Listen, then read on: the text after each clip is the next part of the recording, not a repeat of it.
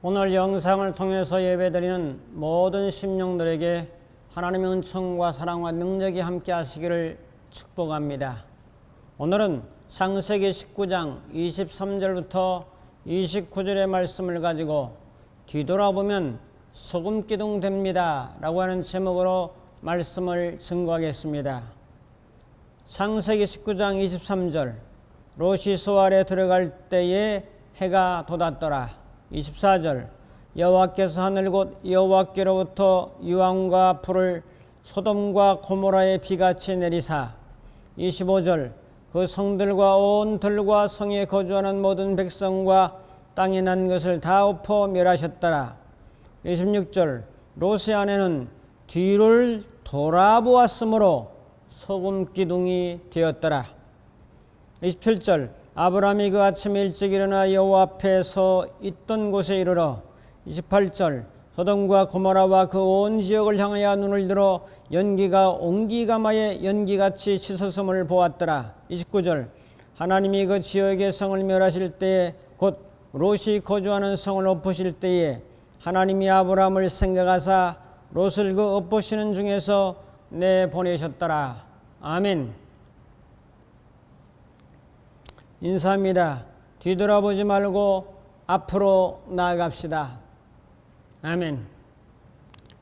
인간 한계에 도전한 세계의 철인이 있습니다. 그 사람의 이름은 메스너라고 하는 사람입니다. 메스너. 오늘날 탐험가들이 바라는 최고의 명예가 무엇이겠습니까? 사람들이 대체로 공감하는 이 세계의 철인은 세 가지 극지를 다 밟는 일입니다. 제1극지가 북극점을 밟는 일이고, 제2극지가 남극점을 밟는 일이고, 제3극지가 에베레스트 산 정상에 오르는 것입니다. 이것을 1994년 노르웨이의 에릴링 가게가 이루었습니다. 두 번째는 한국인으로 1995년 허영호 씨가 일궈냈습니다. 그렇다면 탐험가들이 설정한 그 다음 목표는 무엇일까요? 이 세 가지 극점을 밟은 다음에는 히말라야 8,000m가 넘는 고봉이 14개가 있는데 그 14개 모두 등정하는 것입니다. 그리고 걸어서 북극점을 거쳐 북극계 횡단, 걸어서 남극 대륙을 횡단하는 것이 그들의 마지막 꿈입니다. 이 세 가지를 다 이뤄낸다는 것은 거의 불가능에 도전하는 거지요. 꿈 같은 얘기입니다. 이 세 극지를 다 밟는다는 것은 정말로 힘든 이야기입니다.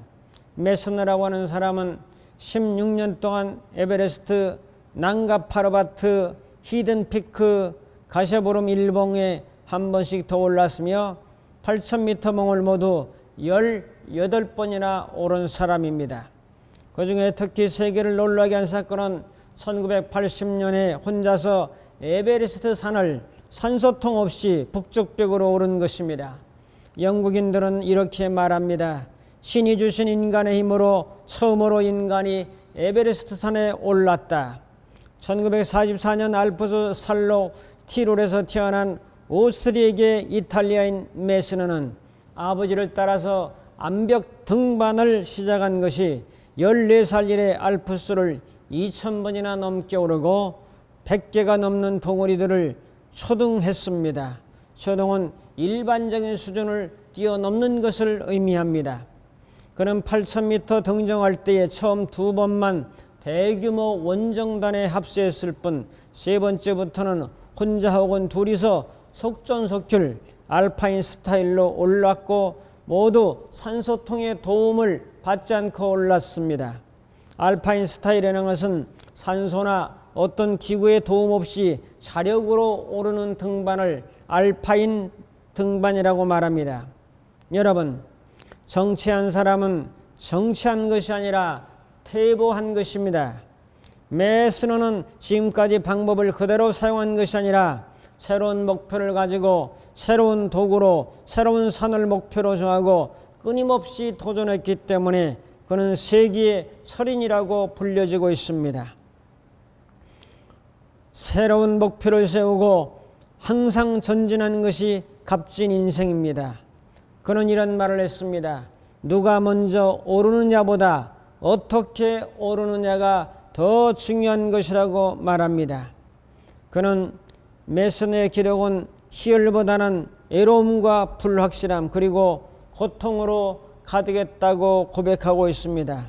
사도 바울 앞에 있는 표대를 향해서 나는 뒤 것을 돌아보지 아니하고 나아간다고 고백합니다. 오늘 말씀의 배경은 하나님은 소돔과 고모라 땅의 부패성을 보시고 이 땅을 수술하기로 결정합니다.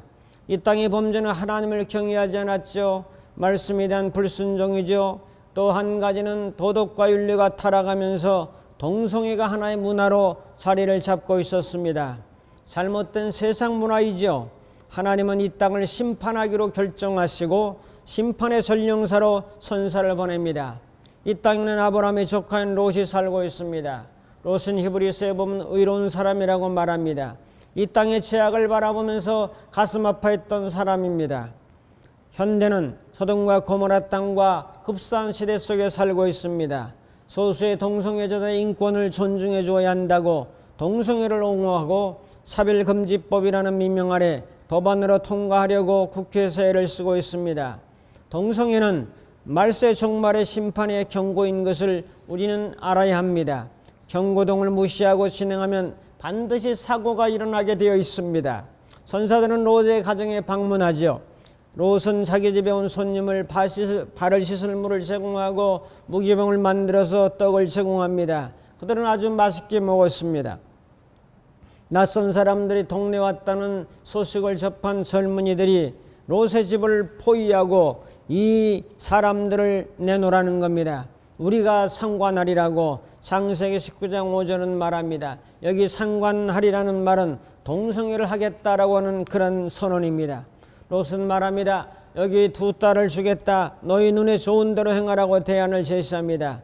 그들은 막무가내로 거절하고 와서 대문을 부수고 롯의 집에 들어오라 할 때에 이제 천사는 그들의 눈을 가리어서 멀게 해버렸습니다. 천사가 롯에게 말합니다. 치우통첩이죠. 빨리 이 성에서 탈출하라. 누구에게 이 소식을 전할 사람이 있느냐. 아내하고 두 딸하고 그 다음에 정원한 사위들이 있었습니다. 롯은 사위들 사람들에게 말합니다. 여호와께서 이 땅을 심판하실 것이다. 멸할 것이니 너희는 일어나 이곳을 떠나라고 그렇게 알려줍니다. 사위들은 장인들 그 사람 롯의 말을 듣지 않습니다. 성경은 말합니다. 농담으로 여겼더라. 여러분, 하나님의 말씀을 하나님의 말씀으로 받아들이시기를 축복합니다. 농담으로 여기거나 내 생각에 가둬버리거나 하지 말고 말씀은 말씀입니다. 위리하시고 전능하시고 권능이 많으신 하나님 아버지의 구원자 되시는 창조주 되시는 그분의 말씀이기 때문입니다. 창세기 19장 17절은 이제 유의사항을 전달합니다. 그 사람들이 그들을 밖으로 이끌어 놓은 후에 이르되 도망하여 생명을 보존하라. 돌아보거나 들에 머무르지 말고 산으로 도망하여 멸망함을 면하라. 돌아보지 말라는 거예요. 돌아보지 마라. 빨리 도망가라. 롯은 산으로 가기 역부족이기 때문에 선사 요청해서 소알이라고 하는 작은 성으로 이제 옮겨가기를 요청할 때 허락받고 소알이라는 성으로 들어가게 됩니다. 이제 비명소리가 들리고 불타는 소리가 들리고 냄새가 나고 괴성이 들려집니다. 롯의 아내는 너무나 궁금해서 견딜 수가 없습니다. 자기가 지어놓은 집이 불타는 것이 너무 마음이 아팠습니다. 일생을 다 바쳐서 쌓아놓은 공든탑이 무너지는 순간을 예민하기에는 너무나 애롭고 고통스러웠습니다.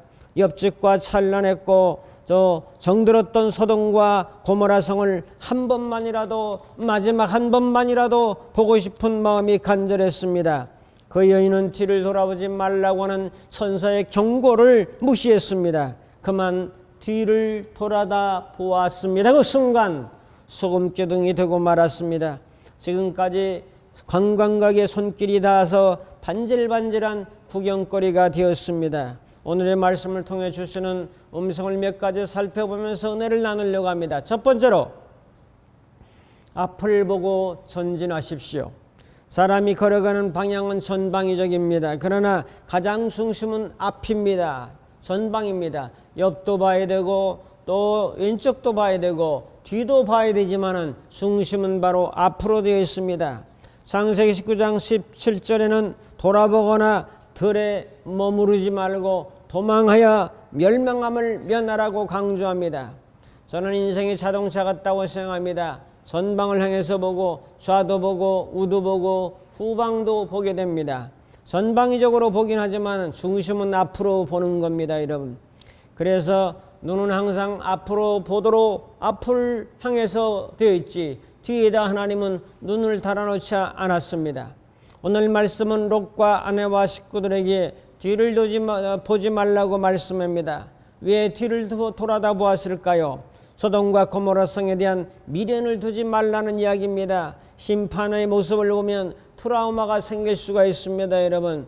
사람들이 좋지 않은 광경을 목격하면은 뒤에 이렇게 돌아다 보면은 막 사람들 아우성 치죠, 불타 죽죠, 팔다리 잘리죠, 건물은 무너지죠. 이런 잘못된 사건과 인상이 한번 각인시켜 되면 트라우마라는 것이 생겨가지고 평생 나를 괴롭히는 그런 현상이 있기 때문에 뒤를 돌아다 보지 말라는 거예요.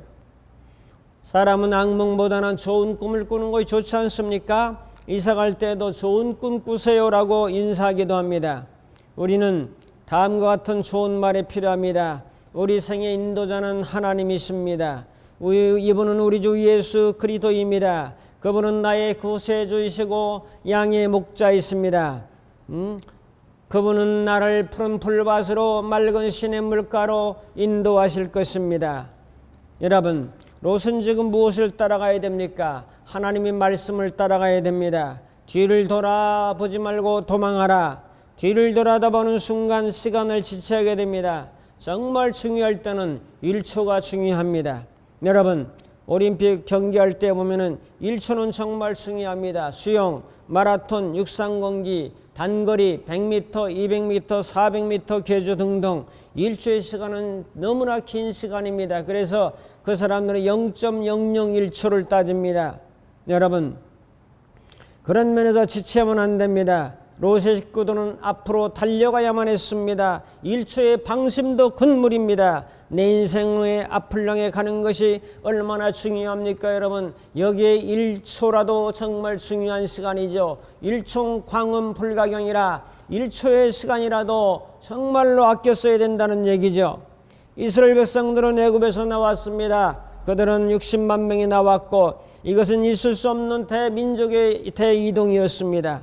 앞을 향해서 가야 됩니다. 가나안 땅을 향해서 가야 됩니다. 뒤를 돌아다보면 안 되었습니다. 앞길에 장애가 있죠. 장애가 있으면 걷어치고 가야 됩니다. 홍해를 만납니까? 하나님의 방법과 하나님의 능력과 이적으로 홍해를 갈라지게 하고 앞으로 나가야 됩니다. 출애굽기 14장 15절부터 16절에 보면 여호와께서 모세에게 이르시되 너는 어찌하여 내게 부르짖느냐? 이스라엘 자손에게 명령하여 앞으로 나아가게 하고 16절 지팡이를 들고 손을 바다에 내밀어 그것이 갈라지게 하라. 이스라엘 자손이 바다 가운데 마른 땅으로 행하리라.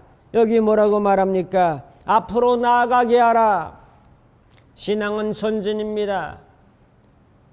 중단 없는 전진입니다. 앞으로 나아가는 것입니다. 오늘 롯의 가정도 앞으로 나가야 됐습니다. 여러분, 이스라엘 백성들은 앞으로 나가야 될 민족입니다. 성도들은 천성을 향해서 앞으로 나가야 될 사람들입니다. 그런데 종종 난관을 만나죠.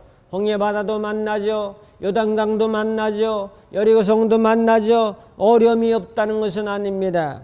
그러나 그 어려움을 만난다 할지라도 정말 믿음으로 하나님의 말씀을 의지하고 그분의 능력을 의지해서 그분의 초자연적인 능력을 의지해서 앞으로 나가려고 순종할 때에 그 난관들은 제거되고 한 걸음 한 걸음 가나안 땅을 향해서 앞으로 나가게 될 줄로 믿습니다. 앞으로 나가는 데는 선두그룹이 대단히 중요합니다. 교회도 선두그룹이 중요하죠. 목사, 장로, 권사, 집사 등등 선두그룹자들은 앞서서 따라가는 것이 참 중요합니다. 선두가 앞으로 나가지 않으면 뒤에 후군이 절대로 앞으로 나갈 수가 없습니다.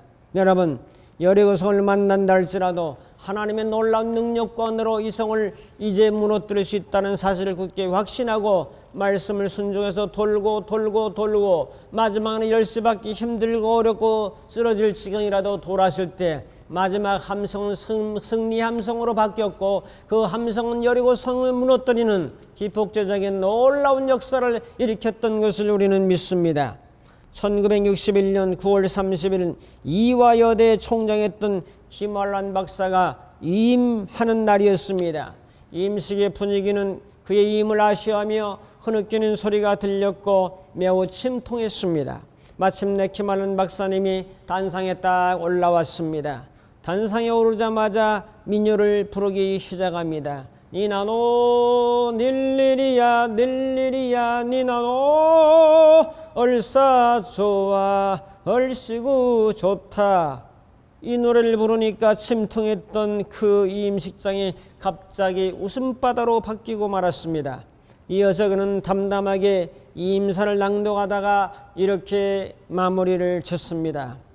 시인인 로버트 브라우닝 시 가운데 이런 구절이 있습니다. 가장 좋은 것은 앞날에 있네.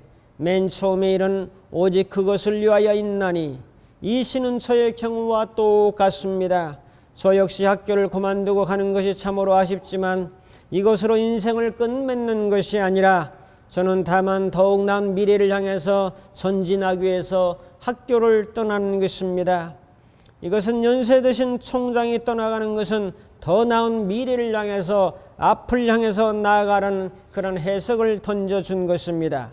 빌립보 3장 13절은 말씀합니다. 형제들아 나는 아직 내가 잡은 줄로 여기지 아니하고 오직 한 일즉 뒤에 있는 것은 잊어버리고 앞에 있는 것을 잡으려고 나아간다고 고백합니다.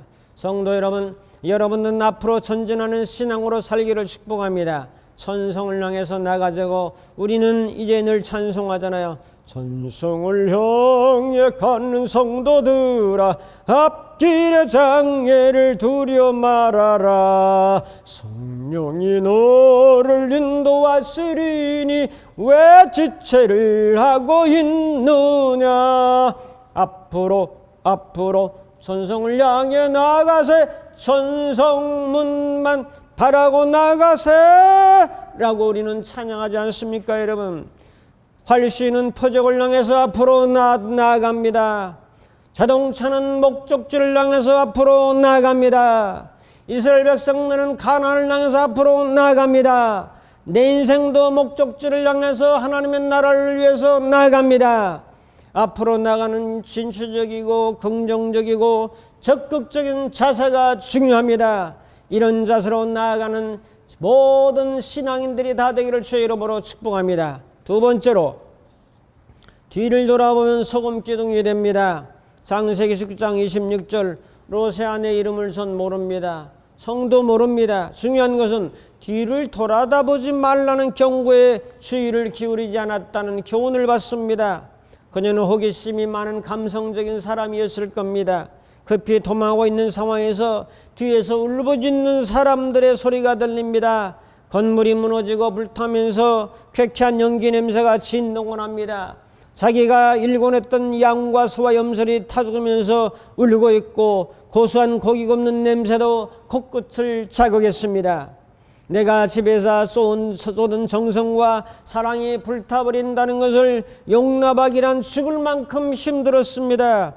자기가 쌓은 업적이 무관심하게 초연하게 지내치기가 너무나 힘들었습니다. 자기의 공로 업적을 내려놓기가 이렇게도 힘들었단 말입니다. 사람은 포기할 때 포기할 줄 알아야 합니다. 포기할 줄 모르고 욕심을 부릴 때는 자꾸 뒤를 돌아다보게 되고 뒤를 돌아다본 결과는 소금기둥이 되었다는 사실입니다. 소금기둥은 정지 상태가 되고 만 겁니다. 앞으로 전진이 멈춘 상태가 소금기둥입니다. 그냥 그대로 있는 상태로 전락하고 말았습니다.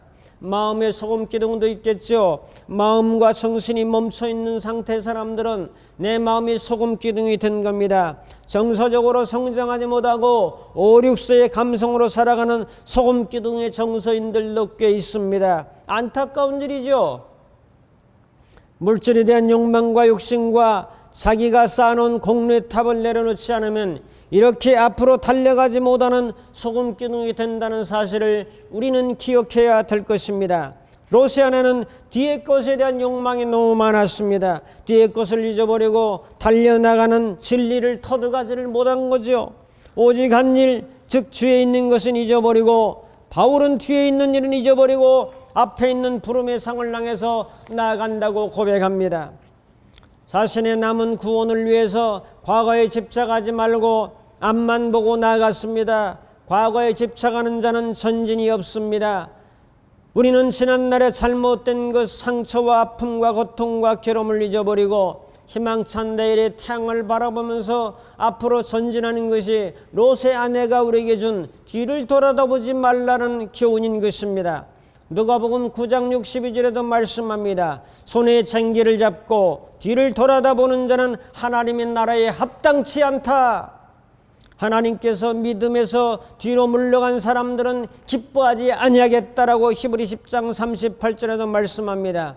출애굽 1세대들은 애굽을 보다가 광야에서 다 진멸당하고 말았습니다. 뒤를 돌아다보지 않고 앞만 향해 전진할 때 하나님께서 쇠약한 병상에서도 우리를 고쳐주시고, 넘어지는 자는 일으켜주시며 마음이 약한 자는 위로해 주시고 힘이 없는 자는 붙들어 주신다고 약속하셨습니다.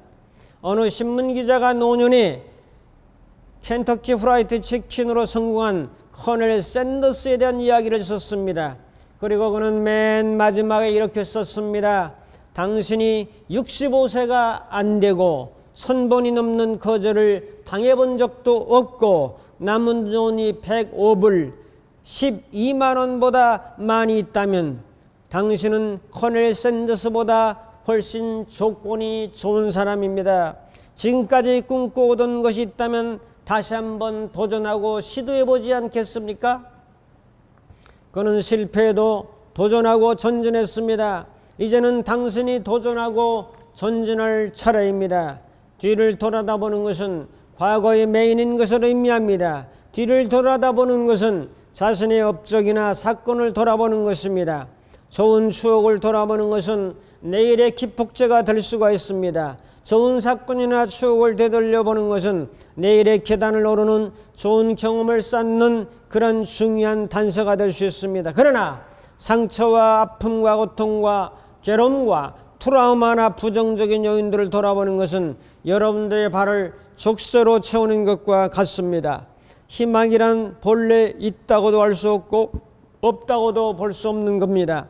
그것은 마치 땅 위의 길과 같은 것입니다. 본래 땅에는 길이 없었습니다.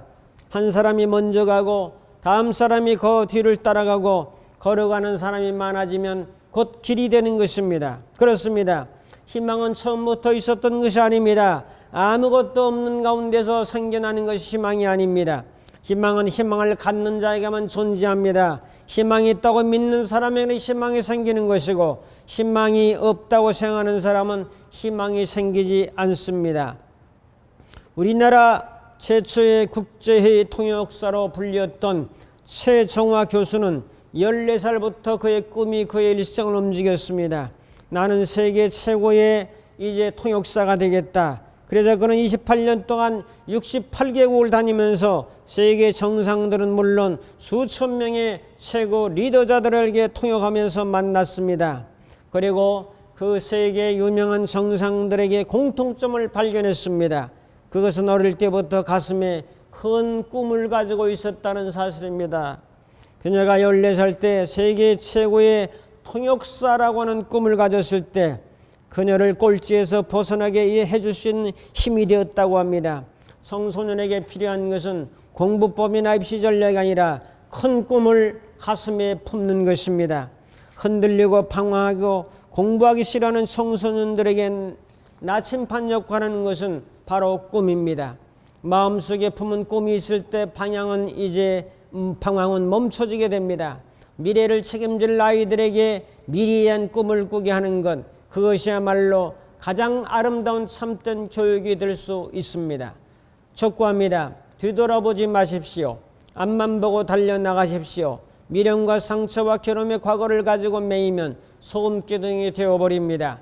얼마나 롯과 두 딸에게 가슴에 못을 박는 일이 되었습니까? 어머니를 잃었죠. 아내를 잃었죠. 결단합니다. 뒤를 돌아보면 뭐가 돼요? 소금 기둥이 됩니다. 포기할 것은 깨끗하게 포기합시다. 앞으로 전진하는 대단한 용기가 필요합니다. 코로나19의 어려운 시대 속에 필요한 것은 앞으로 나가는 담대함과 임마누엘의 신앙으로 용기가 필요합니다. 세상은 앞으로 전진하는 자들에 의하여 변화와 성장을 가져왔습니다. 이 놀라운 역사를 바라보면서 앞으로 나아갑시다. 노새 아내같이 되지 말고 내일을 향하여 앞을 보고 달려갑시다. 자꾸 뒤돌아보면 지연되고 잘못하고 넘어지고 소금기둥 되어버립니다. 성도 여러분, 앞을 향해서 달립시다. 태양을 보고 달리고 별을 보고 달려나갑시다. 이런 자들에게 주님은 셈과 능력과 은혜와 건강으로 역사하십니다. 이런 은혜가 우리 모든 성도들에게 함께하기를 주님의 이름으로 축복합니다. 기도하겠습니다. 뒤를 돌아보지 말라. 뒤를 돌아보면 소금 기둥이 되리라. 말씀하신 것을 기억하며 앞으로 전진할 수 있는 용기와 담대함과 믿음을 주신 걸 믿고 앞으로 전진해가는 귀한 승리자가 되어 가나안의 주인공으로 살아갈 수 있는 우리 모두가 되도록 주님께서 인도하옵소서. 예수님의 이름으로 기도하옵나이다. 아멘.